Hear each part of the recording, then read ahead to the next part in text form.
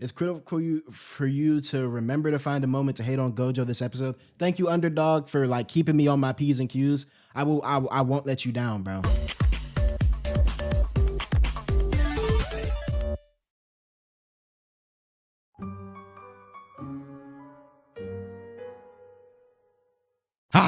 We in here. And immediately off the rip, we are back with Tengen. Nice to meet you, child of Zenin, descendant of Michizane. Calling all these niggas out their name, by the way. And vessel of Sukuna. No greetings for me, Tengen? Nah, dead ass, bro. Why Tengen was a girl, right? Let's slow it down real quick. Let's open the dialogue on Tengen, bro. I need y'all to keep this as spoiler-free as possible. What the hell is Tengen? And do I call it a he, she, they, or an it, bro? Because I feel like I'm gonna be talking about Tengen a lot this episode, and I really don't know what I'm talking about. All right, she.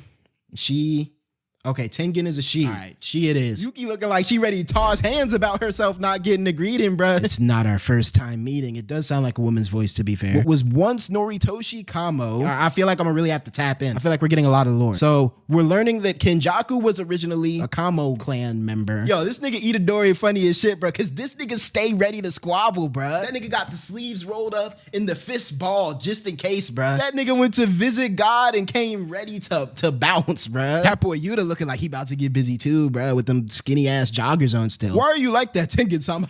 That nigga Yuji said, yo, Tengen, why the fuck are you so ugly, bro? That nigga Megami like, yo, he's about to get us all smoked, bro. I'm immortal, but not ageless. Oh, look at Tengen smiling, bro. I feel like Tengen might be fond of Yuji a little bit. You'd look like this too if you were 500 years old. What the hell? Okay, that's kind of crazy to think about. No. We gotta open the dialogue, bro. I feel like this is gonna be a dialogue-heavy episode. I'm over here thinking Tengen is some sort of transcendent being, which to an extent she is. Whole time, bruh, she is aged so far past the point of what we understand as human aging that she looks unrecognizable. And I feel like that's low-key fire. That's fire writing, bro. You know, the idea that we as humans could turn into something that we don't even perceive as human if merely given more time.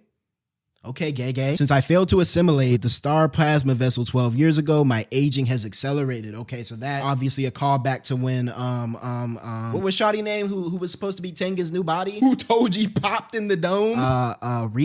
Rika. Some shit like that. I want to say Rico. If Tengen had assimilated into Rico, does that make Rico immortal, or was she still subject to getting her shit blown smooth off, regardless of if she was Tengen or not? Like, I'm trying to understand what Tengen is, bro, because it seems like Tengen is going to be important moving forward, and so I'm trying to have a firm grasp on what the hell we're dealing with right now. So the world itself is who I am now. Auntie, what does that mean? First of all, bro, her name not Tengen no more. Her name Auntie T, bro. But she's speaking very metaphysical right now. She failed to assimilate into a physical being, and so now she is the world. Is she just aura farming? Okay, yeah, that makes sense, bro.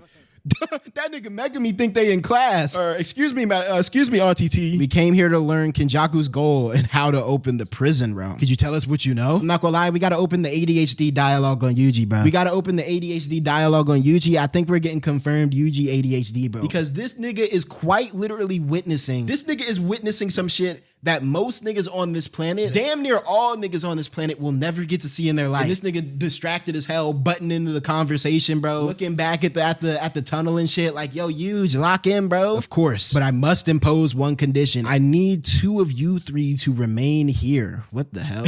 Guard me. Okay, I feel it, Auntie. Auntie said, yo, this Culling game shit about to get wicked. She picked the 3 most OP niggas that they got right now. She said, hey, Yuki, Yuta, or Choso. 2 of y'all gonna have to stay here and tee up for Auntie, bro. And I get it, bro. I get it. If you telling me there's a Culling game where we have niggas like Kenjaku just running around the streets, bro, where we have niggas like Mei around every corner, you got it, bro. I'm gonna need a guard too, bro. Oh shit. Okay, she can control her little domain. Okay, Kenjaku's objective. She turned this shit into a whole little computer system. Okay, is to force the evolution of mankind throughout all of Japan. But how does he actually intend to do it? The method of evolution that Kenjaku has chosen is to assimilate all of mankind with Tengen. What does that even mean, bro? And why are there fish like swimming under the sea? But your assimilation should only be possible with the star plasma vessel. So we got Tengen, star plasma vessel, assimilation is possible. Tengen, ordinary person, Assimilation is impossible. Noted. Previously, that was true, but her ass got clapped in the head. Why they have to make that shit look so tough, too? Why they have to animate and illustrate this horrific tragedy of a moment with such aura, bro? But since I started evolving 12 years ago, assimilation with someone other than the star plasma vessel is possible. Now that I've evolved, my soul is everywhere. Okay, so Tengen is basically God, is what I'm hearing, bro. I told you, didn't I? All right. Then now she's flexing.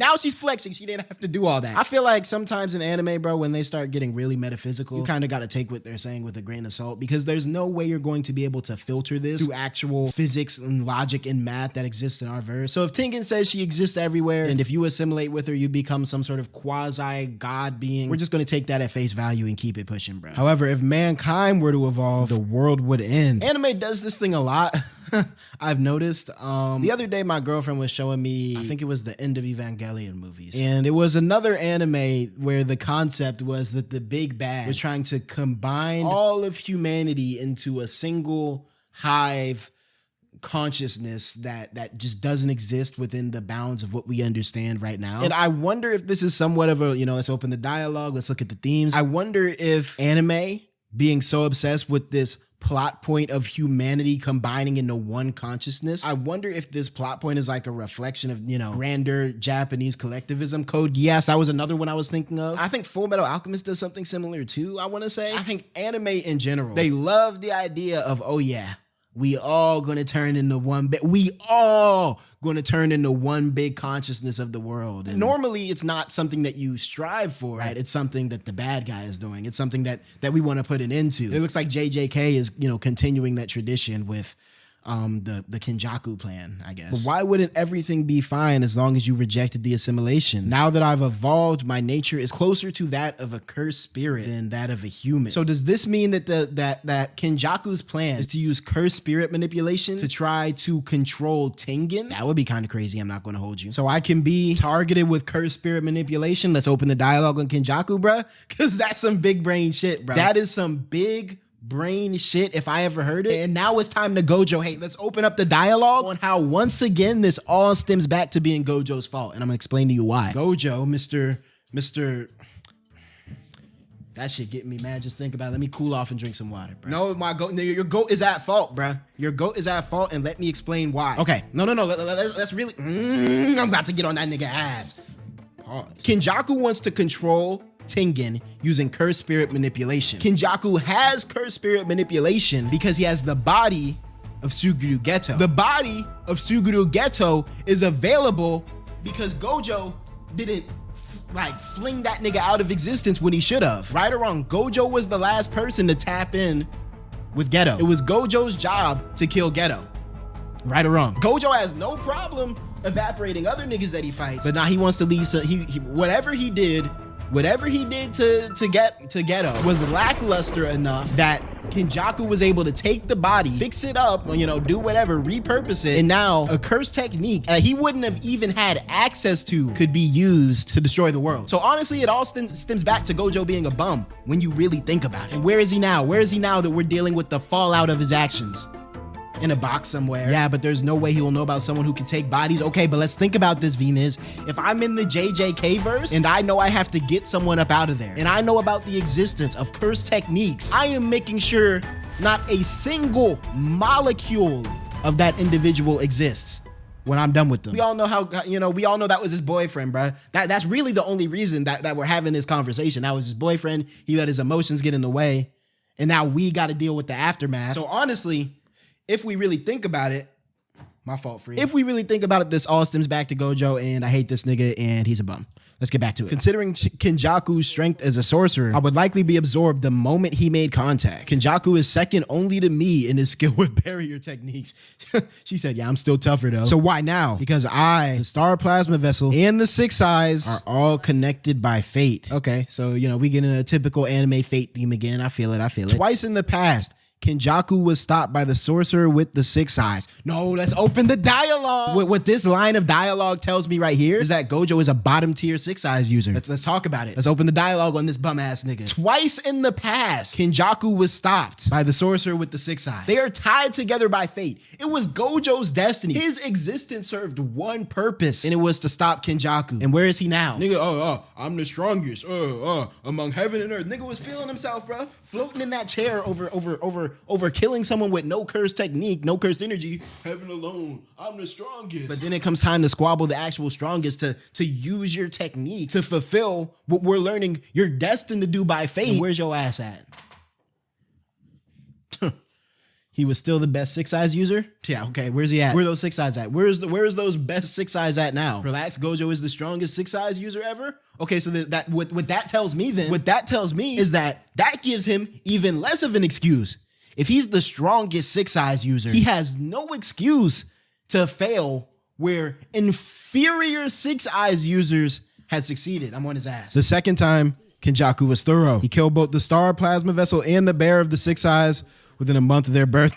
Damn, that's kind of crazy. That boy Kenjaku said, yeah, we not doing this again. After that, Kenjaku altered his strategy to focus on sealing the 6 eyes instead of killing him. And that's what we have today. Gojo in the prison realm, sealed up, played hook, line, and sinker. However, 12 years ago, something unpredictable happened. Toji's in and intervened. Yo, they talking about this nigga Toji like he's like the literal devil, bro. Like he's this overwhelming force of nature that got in between actual destiny. That's hard because let's analyze the themes in that, right? Toji, as someone without cursed energy, was always othered by the grander world of cursed energy, or jujutsu sorcery, right? And so now his mere existence is so other that him being around is an unprecedented event that threw everything out of whack. That's kind of tough, bro. I'm not gonna lie, Toji might be the second most glazed character in this whole series after I almost called Gojo the Big Joe, bro.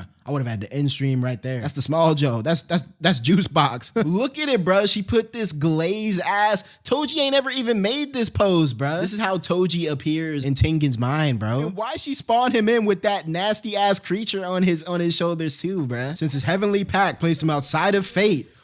Ooh, that's tough. Wait. Okay, but I know I'm stopping the episode a lot, bro, but I'm really trying to lock in. So now we're learning that cursed energy and fate are intertwined. Does that mean Maki is also immune from fate to some degree? Is there something we don't know about Maki, bro? That's what I find myself asking after hearing that. Then a young man with the power of cursed spirit manipulation appeared, and without even trying, he now had all the necessary pieces other than the prison realm. So basically, a lot of things just fell into place for Kenjaku, bro. So low-key, we gotta open a fraudulent dialogue on Kenjaku because it's sounding like he's a fake mastermind. It's sounding like he's a fake demon. It's sounding like a lot of things happen to work out for him, and he just put the pieces together and is acting like a mastermind. You know what I mean? It's kind of like how niggas talk about Light Yagami being a genius, but he had a magical notebook the whole time. That man was no genius, was no legend. Now L, that's a real deal genius. Light Yagami just had things work out for him. What I'm seeing right now, nigga said luck merchant. I'm seeing Kenjaku as a luck merchant, bro. That's not a mastermind, bro.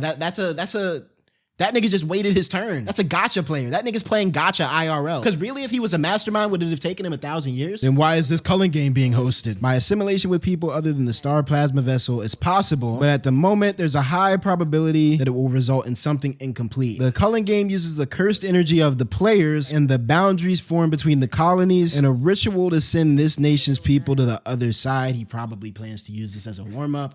Okay, she's talking real crazy again. I'm kind of having a hard time following, but it's looking like the Culling game is a necessary ritual to make sure the assimilation happens successfully. However, in order to establish that ritual, Kenjaku should have been forced to accept several pacts, okay? Basically, we know all these rules exist and all these pacts exist so that he can even hold the Culling game in the first place. One of them is that Kenjaku cannot be the game master of the Culling game himself. Okay, that's balanced. Either all of the players must die or all the players must refuse to participate and die. So that's not happening. Let's act like everyone in this chat right now. Let's open the dialogue, bro. Me and everyone in this chat right now. We're in the Culling games. Are we all sacrificing our lives for the betterment of humanity? Let's all agree to refuse the Culling game and sacrifice our lives for the betterment of humanity. Balls, no, I'm getting all the points. I'm slamming the whole city. Oh, well, ain't my problem. I'm in a chat full of demons, bro. Tell me someone else in here is sacrificing themselves. Rule 6. By spending 100 points, not counting the initial point value assigned to them, players must negotiate with the game master to add an additional rule to the culling game. All right. Okay, so we don't have to sacrifice ourselves. We can just make a rule that's an out. We also need to free Go. I mean, do we have to? You got a bit too much dip on your chip there. We also need to free Gojo Sensei at the same time. No, I don't think we need to do anything, man. I think we're fine, actually. Itadori's friend's objective: create a rule to escape the culling game. Free him. What makes Tengen want to put this little UI on everything, bro? Like, just for the swag of it? I'm pretty sure they know what their own objectives are, bro. First, please don't. Tengen said, hey, before we go any further, we need to figure out who's staying here to protect me, bro. Okay, this is a cool little protection squad. Me personally, I think I'll take Yuta over Choso. You know what I mean? I respect Choso a lot. He's a great fighter, a great guy, really. Just an all-around cool dude, or painting, or whatever he is. But, you know, just for my own safety, Mr. Okotsu, you're on the clock now. Nah, Yuta too useful in this. Nah, fuck the field, bro. Yuta too useful standing by my side. Because what you gotta realize is that Yuta is a 2-for-1 special, bro. You get Yuta protecting you, now you got Yuta and Rika protection. I don't really know what Blonde can do, Yuki, but I know she's cracked just based off the way that the show is gassing her up. Is that okay? Akotsu-kun? I'm not gonna lie, bro, that's not fair, bro. Who's gonna look this in the eye and say, no, actually, I want you to run into death? I know you niggas watching right now folding instantly. Yes, ma'am, that's okay. Face ass, boy. She give you that one look, niggas ready to sacrifice their life. Absolutely. I'll participate in the culling games twice for you, ma'am. Look at this thing. I told you instantaneously. I don't want to be separated from, nah, bro, you to tell the truth, bro. Tell the truth. We know exactly why you accepted that deal, bro, and it's okay. This is a Prism Realm? Oh, shit. So now we got a backdoor entrance into freeing Gojo. They lucky I'm not there, bro, because I would have taken that shit and fucking slammed it on the ground like an iPhone or something. The authority to open the gates rests with the owner of the front gate, Kenjaku. In order to break this one open, you need either the inverted Spear of Heaven or the black rope that can disrupt and cancel out effects. Let's talk about it once again.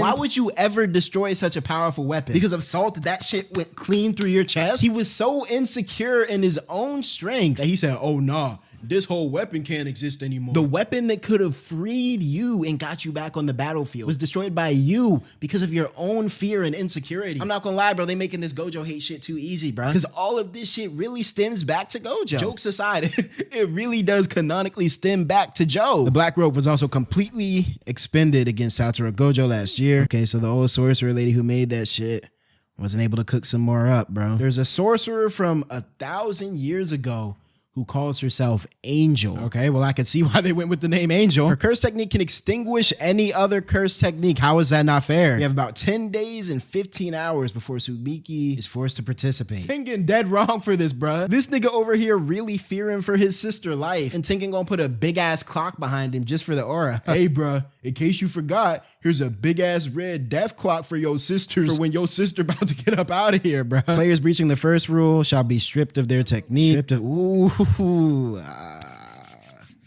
The Shokester. I don't care what anybody watching this shit has to say right now, bruh. Yuki, she cool, I guess. She smokes too much?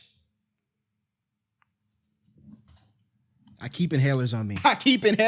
It's cool. We're good. Damn. Hold on. We gotta open the dialogue on Homegirl, bruh. Smokes too much? Nigga, look at these bottles. She got $650 worth of alcohol behind her and a smooth $200 worth of cigs in this ashtray, but that's okay. God damn, I love that flame too. The purple, pink. Okay, they went crazy, bruh. That means we'll be doing.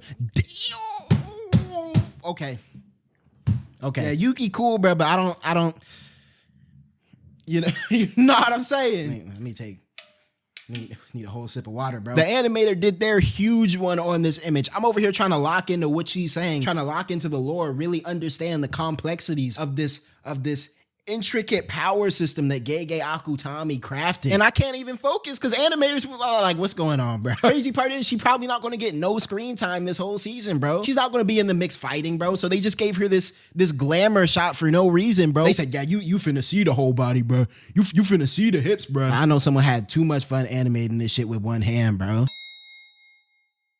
Is that Megami cousin over here in the movie theater? Yo, they must be watching the sorriest movie of all time, bro. Oh, we had a performer. Oh, this another nigga that the JJK community be glazing, man. This Takaba guy. What's going on? What's wrong with Takaba, man? 35. Damn, Our industry is full of late bloomers who suddenly make it big for no good reason.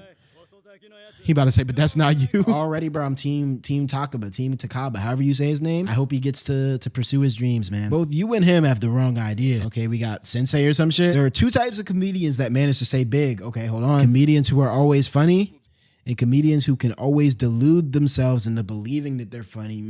That's dead ass though. One thing I've always said about any sort of career in anything people facing, but especially something entertainment based. I can only speak for YouTube, but whether it be YouTube, acting, whatever, it reaches a certain point, bro, where if you're just a normal nigga, which most of us are, okay, most of us don't have some supreme talent that make us unbelievably entertaining, and most of us aren't going to stumble upon lottery luck. You dead gotta believe in yourself to a delusional degree. This theme for sure apply. What does that mean, Underdog Keep? That boy Underdog said, yeah, nigga, you're not funny, but keep at it. Okay, this nigga about to tweak out, bro. Yo, you niggas know in anime, if you ever get this camera angle, bro, nothing good ever happens from that camera angle, bro. He's about to go bonkers in the head, bro.